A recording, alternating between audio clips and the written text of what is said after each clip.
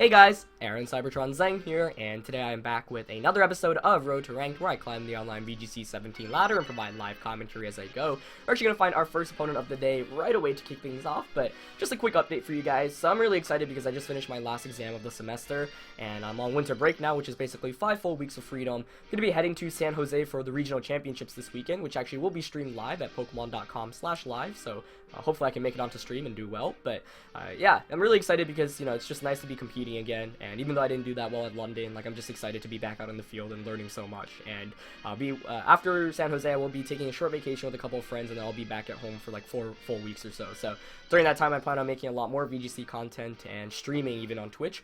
If you don't follow me on Twitch, check me out at twitch.tv/CybertronVGC, and just a lot of cool stuff coming your way. But I am trying to pre-record a couple of episodes so that you guys will still have content while I am gone at San Jose and over vacation.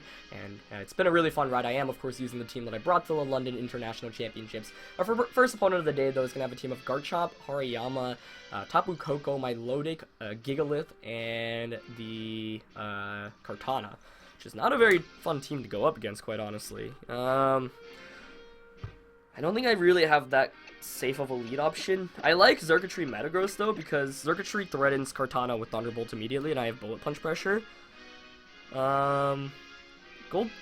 Gyarados would be nice, but, you know, Pelipper does have the Sash, and I want Lele in the back because of Terrain Wars. So, this is definitely a tricky matchup. Ben Kiriakou actually beat me round 1 on stream on London with his Cortana, and he had also had a Milotic on his team, and that was just really difficult for me to deal with, especially because he had a hybrid Trick Room option as well. So we'll see if I can manage to finesse my way out of this one, but hope you guys enjoyed this one. As always, if you do, please show your support by leaving a like in the video. I would really appreciate it. And we are going to jump into this first game. It's going to be Tapu Koko and Hariyama coming out from my opponent's side. I don't think I mind that too much, because what I can do is just switch into Lele immediately.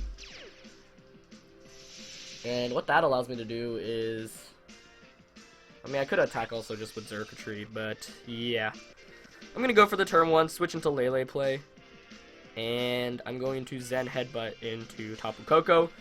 This is why I wanted to bring Tapu Lele, because I could control the terrains, and obviously if I bring in Lele, then Hariyama cannot go for a fake out. We could see like a Thunderbolt knockoff double target though, which would be pretty scary, and I think if, you know, anytime you're going up against terrains, you really have to remind yourself what the terrains do. I'm still learning that, like, I'm very new to it, and Xurkitree is going to be switching out here, so I know at least that Hariyama can't fake me out here. Hariyama might want to switch out too because it's against a Metagross, but my opponent might just forget the fact I could bring in Tapu Lele and go for a fake out instead. So let's see. Yep, he does go for the fake out, perfect. And it's going to be a Thunderbolt coming out, probably targeting Metagross. Hopefully I do not miss the Zen Headbutt. And it's Life Orb, so this won't pick up the knockout if it doesn't miss. Nice. So that's great. Choice Band, Metagross, with Psychic Terrain, picking up that 1-hit KO onto Tapu Koko. Perfect turn there, basically. And the even better thing is now Hariyama's threatened by both Metagross and by Tapu Lele, so, you know, whatever is coming in, like, it's going to be Milotic too. That's pretty good to see. Like, Hariyama cannot do very much right now, which is pretty awesome. So I have a bunch of options right now. Let's take a look at my opponent's team again. Based off the team comp, I could double up into something right now. Like, I could just go for the Psychic Z move, or I don't even need a Psychic Z move, I suppose. I think I'm actually just going to Psychic Hariyama and Zen Headbutt, because he either gets knocked out by my Tapu Lele, or he switches out, and whatever's coming in should be getting knocked out too. It's going to be Gigalith, and that's also really reassuring to see, because I basically have the speed advantage 1 in this game already. It's kind of reassuring not to see Kartana. I could have doubled up into my Milotic slot, but I figured I had a guaranteed safe free double target onto the Hariyama slot. Milotic does outspeed Metagross, though, which could be concerning, especially if it picks up the burn here. But no burn. And Zen Headbutt does connect, which honestly should probably just seal up the game right there, because that's going to be a knockout onto Gigalith. Hariyama's going to come back in, but it still can't go for a fake out, so I can just Psychic into that slot, and I'll just switch Metagross out. So this game has played out exactly how I've wanted it to, and it all came from that turn 1 play. So that's the nice thing about Psychic Terrain. It allows you to make, you know, 100% safe, well, not 100% safe plays, I should say, but it puts you in positions where it's like, okay, I know that I can block the fake out, and yeah, it's pretty tough bringing a Hariyama in against a team with Metagross and Tapu Lele. So I'm just gonna switch out. I guess I don't want to switch out here into my, like, might as well not give him the Rain Boost or anything. I'll just go for the Psychic on Hariyama, and I'll let him knock my Metagross out so I get the free switching into Xurkitree. And yeah, no fake out coming out, obviously, because you can't. I'm not going for the Z move. This should just pick up the knockout anyway. Unless it's Assault Vested, which I think it's probably based off that roll. Or not that roll, but based off how much damage it did. So I guess I could have Psychic Z move there. So unfortunately won't be able to Z move, but that's fine. He's probably going to go for a Heavy Slam. Well, actually goes for a knockoff. So that's not even going to knock me out. I was a little bit concerned because it's like, oh, if he picks up the double knockout, then I have Pelipper and I have Xurkitree. But the thing with Pelipper, Xurkitree is Thunderbolt. Might just knock out my Milotic outright, even if it doesn't. Like, Hariyama's not doing anything. He goes for a Scald. The Thunderbolt plus Hurricane probably knocks out my Milotic, but it's supposed he could be super speedy as well. But, yeah, now I'm just going to bring in my Xurkitree, and that's going to be game, basically. So Zerk's going to come in, and I'm actually going to go for the Shattered Psyche onto my Milotic, and just the Thunderbolt onto Hariyama. So this is... I'm pretty sure Hariyama's Assault Vest, given that it survived that Psychic, so I don't need to worry about it protecting. Even if it did protect there, as we get a crit tied insult injury, even if he did protect there, though, there's not too much you could do, because the Shattered Psyche could knock out my Milotic outright. Like, you know, my Milodics can be built very differently, like either very defensive or very offensive, or anywhere in between. Like, it's one of those Pokemon where it's like, oh, you know, it's not like I can just ensure that it's going to be max offense or max defense. I mean, you can say that for every Pokemon, but there's specific Pokemon where if you see it, you're like, okay, it's probably going to be more on the offensive spectrum, whereas with my Milotic, like, it's kind of split between defense and offense, because, you know, with its ability, it can really chain off from Intimidators, and Shattered Psyche actually just picks up the knockout there. So, yeah, we are able to win this game, and it all came from that first turn where Tapu Koko basically wasn't able to do very much, trapped in Hariyama in a very, very bad position for him, was able to make a safe double target play, and then just kind of went from there. So, fun game there. I guess things could have played out a little bit differently if Scald burned me, because then I wouldn't have knocked out the Gigalith, but I still felt really comfortable with my positioning, especially given my back two Pokemon, which were Pelipper and Xurkitree. So, yep, pretty clean win there, and we take those for sure. And we're just going to look for our next opponent today. So, trying to make the climb up into the 1800s. We did break the 1700s in the last episode, which was pretty exciting. And we'll just see if we can continue it right now. This team's been a lot of fun, though. Like, but don't get me wrong, like, it's definitely got some weaknesses. I know one thing that people have actually been talking so much about is, like, oh my gosh, how can you have 3 Water-type Pokemon? You're so weak to Electric. Like, that's just such a new team-building thing. And I'll tell you that, like, I don't think Electric types are the major threat to this team. And, like, I think the first game is a pretty good demonstration. The thing with Electric types is you either can just outspeed and one-hit KO them with Golduck. I will say that Sash Electric types will give you a little bit more trouble, and in a best-of-1 setting, it's, you know, a little bit uncomfortable to deal with. But for the most part, like, all the Electric types, as we all see another Tapu Koko here, they just get outsped and knocked out here. But I will talk about that a little bit more. Like, the thing is, yes, Electric types, they are still a little bit scary to play around, and yes, they do so much damage, but it's all about smart positioning and just eliminating them before they are too big of a threat. But let's talk about this next game. My opponent, Big John, is rocking a team of Pelipper, Hariyama, so another Hariyama, Tapu Koko. But then we also have the Scizor, which is one of my favorite, if not my favorite competitive Pokemon of all time, and then the Crocodile. So, looking at this team, you know, always gotta ask a bunch of questions, and one of it is the item game. For example, what item, where's the Focus Sash, where's the Life Orb, where's the Z move, where's the Scarf if there is one? Those are all questions that are important and need to be considered. Let's see what I want to go with here, though. Rain's honestly really solid, I think, especially with the Sash, so I might just go with my Rain mode here, since he doesn't have any resists other than the Pelipper, and Pelipper takes so much damage from Hurricane. So I think I might honestly just go with Rain. Although, Metagross is still very tempting as a lead, especially because my opponent might anticipate the Rain. But, I don't know, Pelipper Golduck's still really strong. Zerk is really good here as well. And for the last one, Lele to win the Terrain War is intriguing, but Metagross is actually a little bit more tempting here. Tough call, I think, but I'm going to go with Metagross. But this is one of the matchups where it's like, oh, it looks really good on paper, but if you make one wrong call, sometimes it can just really backfire. So we'll see what my opponent leads with. That's really the most important thing, and the Focus Sash guessing game is one of the more, you know, bigger issues I have to worry about right now. Let's see. So Crocodile, and I still don't know the official pronunciation of that. I should probably check that out. But I like this matchup for me, I think. Because, as Intimidate goes out first, yep, no surprise. Because what I can do is just go for the... I don't even have to Z move here, I guess. I could just Hydro Pump. I'm more worried about Crocodile, though. I'm just going to Tailwind. And I am... So if I had to guess, Nihil Ego is sashed, and Crook is maybe the Z move. And that's what I'm a little bit concerned about, so I'm going to Tailwind here. Who do I have in the back again? Metagross and Circuitry. So I'm more concerned about Crocodile right now. Yep, so I'm just going to Tailwind, and I'll Z-move to get the ensure damage off, honestly, yeah. And he might switch out as well, which is another advantage of going for the Z-move. It is going to be a switch out, okay. Maybe into Pelipper? Yeah. But that's actually fine with me, because what this allows me to do is I get the Tailwind up for free, and then I can just Hurricane that slot the next turn. Question is what Nihil Ego goes for. Nihil Ego? Nihil Ego? Something like that. Lego Maego. Golduck's gonna get the Hydro Vortex off, but no Protect coming out. I'm guessing that means he's sashed, because otherwise, I don't know, you'd maybe want to consider protecting. But I actually like going for the Hydro Vortex here, because that does so much damage. Jeez. He does have Citrus Berry on Pelipper, though. Okay, that's not something you see every day. But it is one of the items I actually talked about in my guide. He's just going to go for a Power Gem, which is perfect for me, because I've got the Focus Sash here. Which is basically exactly how I wanted to see this play out. Could have been better, I guess, if I went for the Z move onto Nihil Ego, but I actually don't mind this at all, because what this means is now I can just Hurricane the Pelipper slot, which is exactly what I'm going to do, and just Scald. So what this does is, Pelipper might protect here, right? But if Pelipper does protect, then he can't get Tailwind up, and Nihil Ego can only knock out one of my 2 Pokemon right now.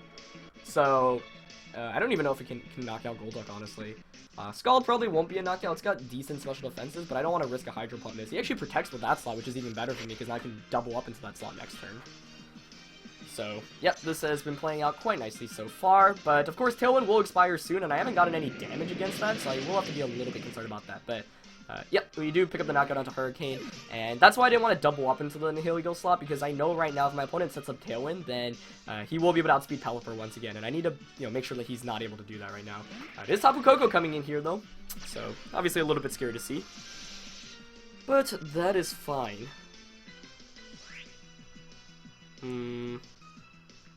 So now the question is whether he protects or not, because I really want to just double Scald into it, and it's a little bit risky, but that's the major threat, and I still have another turn of Tailwind after this, so I am going to go for the double Scald. Because I know that Nihil Ego can only knock out one of my 2 Pokemon, like I mentioned, so even if he knocks something out, I get to free switch him back into Metagross, and then I can just Earthquake Scald the next turn.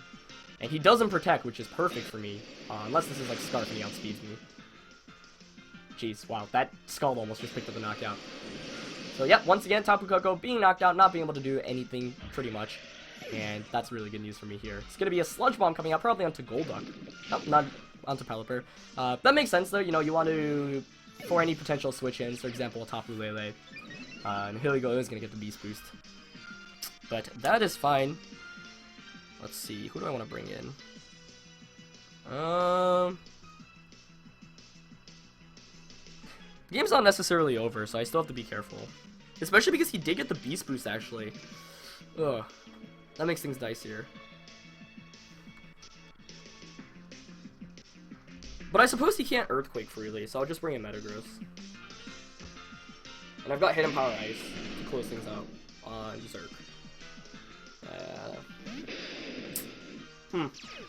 I actually didn't consider the Beast Boost because that does mean he will be able to knock me out now. Which is a little bit scary. Let's see. 2 more turns of Rain, though. And 1 more turn of Tailwind.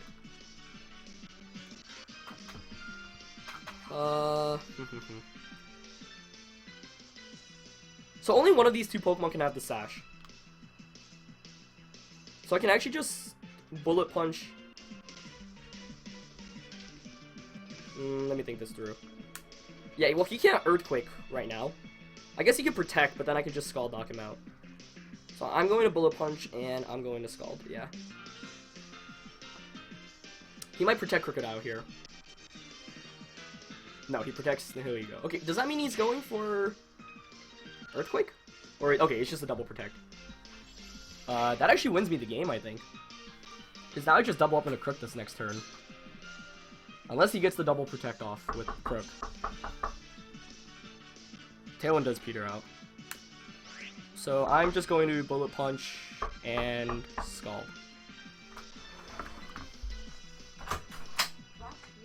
Yeah, it's okay. Sorry, I'm doing something right now. I'll take care of it. Yeah, no worries. Yeah, I'll take it out. Can you come back in 5 minutes? I'm currently fit. I'm making a video right now. I'll take it out. Like, yeah. No worries, I'll take it out. I promise you. Thank you. Did I time out?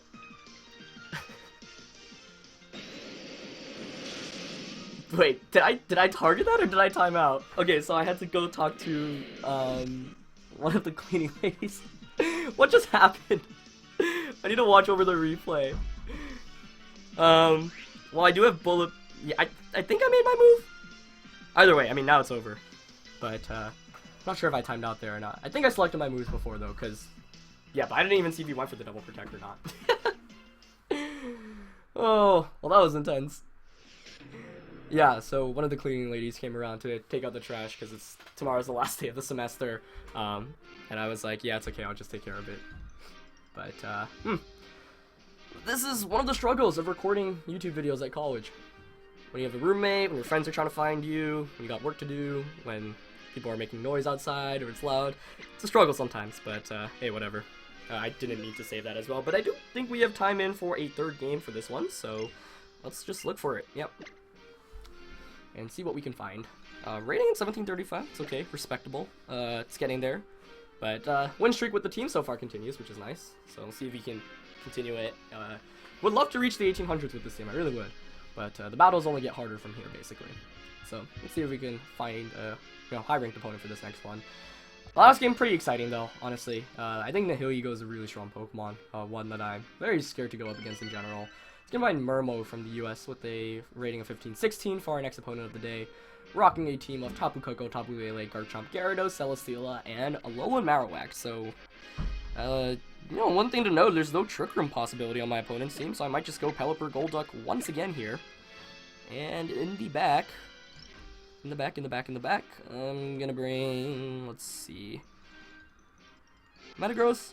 No, Zerk is pretty good. Lele's good as well. I do think I need Circuitry though, in case for the late game against Gyarados, Garchomp, or Celesteela, as you guys have kind of seen in previous kind of matches similar to this team comp.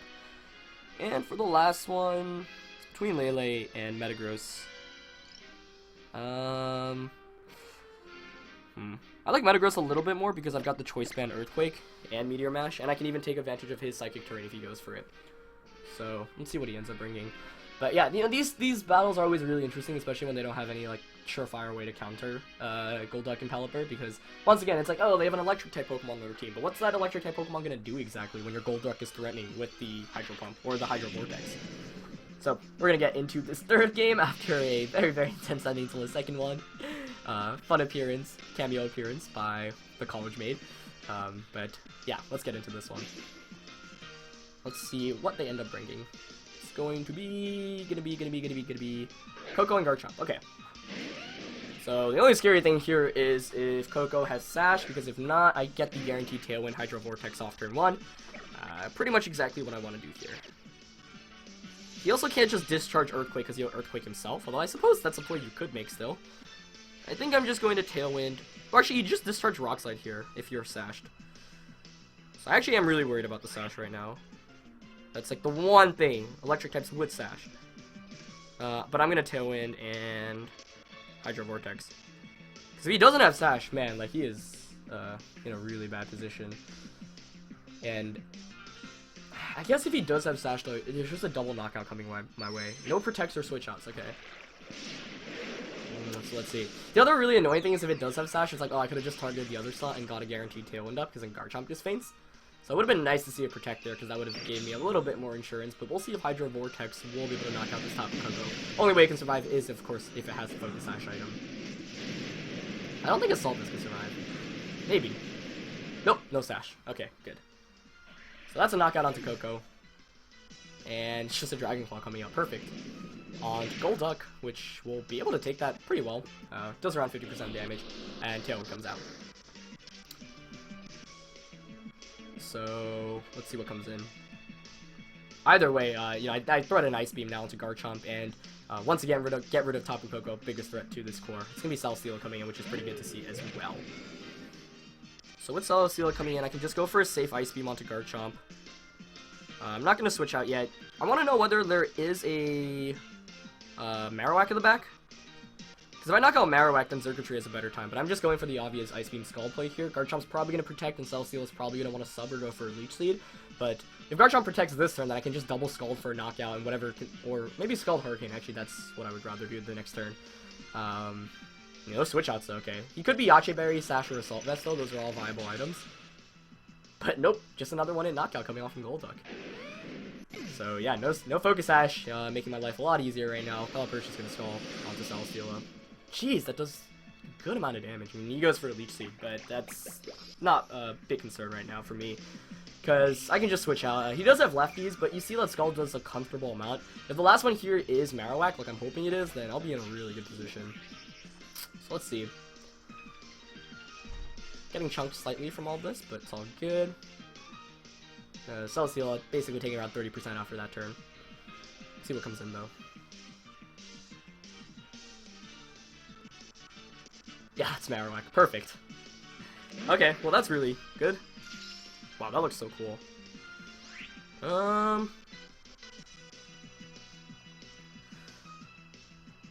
Honestly, I might just... What's the most optimal play here? I mean, like... Yeah, I guess just Scald into Marowak. He's probably gonna protect, but I'll still outspeed and knock him out next turn, and I'll just Hydro Pump into Celesteela.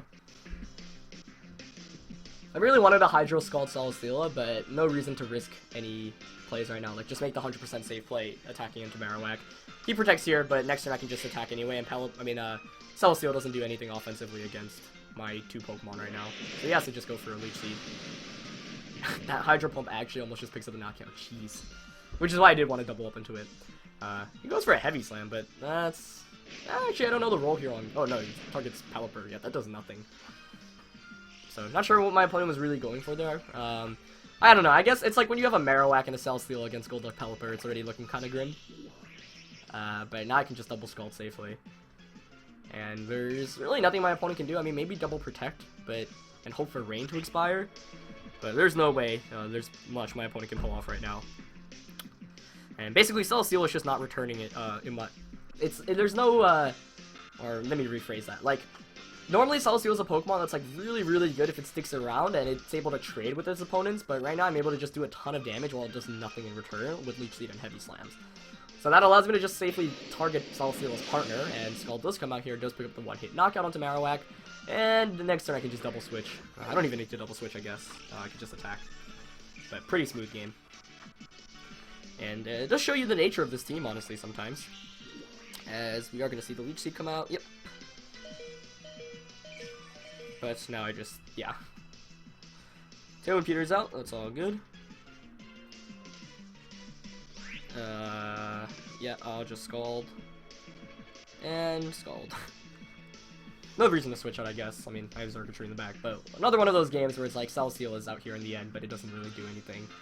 And, it's a big threat, obviously, especially against my team, because I don't have that many ways to hit it for super effective, but Scalds and Hydro Pumps still do a ton of damage. And you have the Burn possibility as well, although Burn's residual damage obviously got nerfed a little bit. Scald from Golduck will be able to pick up the knockout, and we'll be able to pick us our third win in a row with this team in today's episode, so really fun one there. I still can't get over the second game. I was like, oh no, someone's at the door.